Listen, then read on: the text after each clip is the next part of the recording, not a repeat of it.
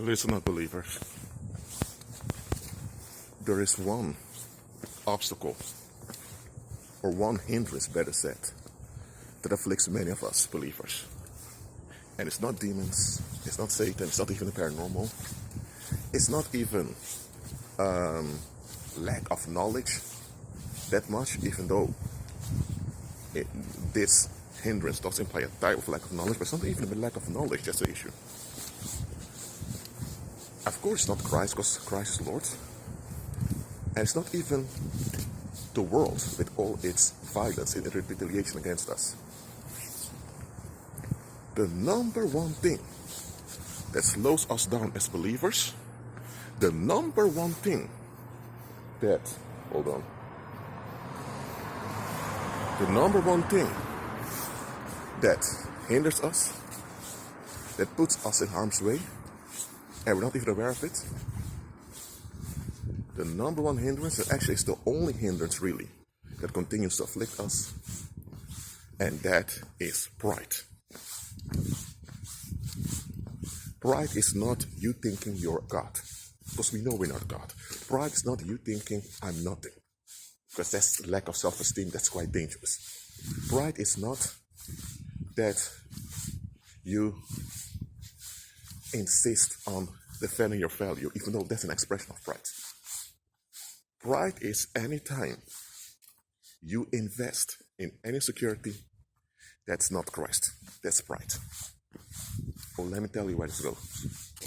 If you see people there who are looting a shop and you feel good about yourself, you know what, I was raised well by my parents, I don't do things like that. That's pride. You know why?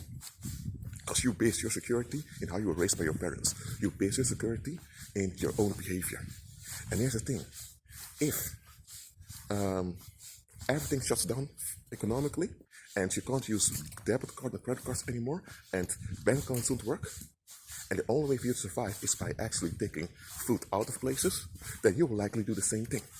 But because you have this social pride that you were raised well by your parents, now you look down this way and you can get upset with them. That's pride. Or it can be that you had a parent who was abusing you, and now that abusive parent is out of your life, and you hate and despise and are disgusted by that parent. Now, it's understandable that you're disgusted by that parent, that you feel contempt for that parent for how they were violating you as a child. But here's the thing, because you're so focused on hating the parent, you don't realize, hold on a minute, I was violated by that man or that woman, but it had an effect on me. Let me focus on healing, let me focus on me getting better, so that whatever violence they did to me doesn't haunt me.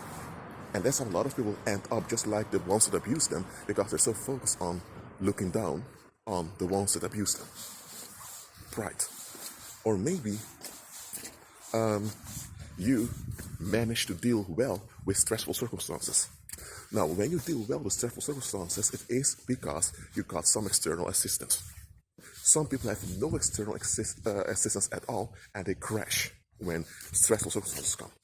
Just because you manage a stressful circumstance well, doesn't mean that it was a good thing for you to manage it well. You shouldn't even have been in that stressful circumstance.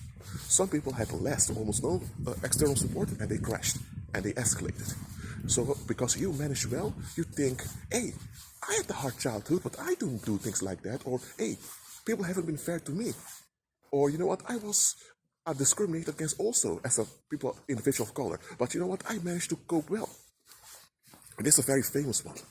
My parents beat me and did all that stuff. But look at me, I ended up well. It was for my own good.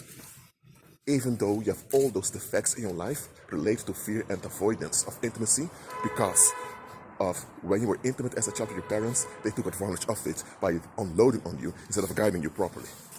So a lot of times we deny the negative impact of the past on ourselves, so that we don't have to face it. We are just as vulnerable and fragile as those other people look down upon. Pride. Now, why does pride slow us down? For a very simple reason. When you are proud, you are not realistic.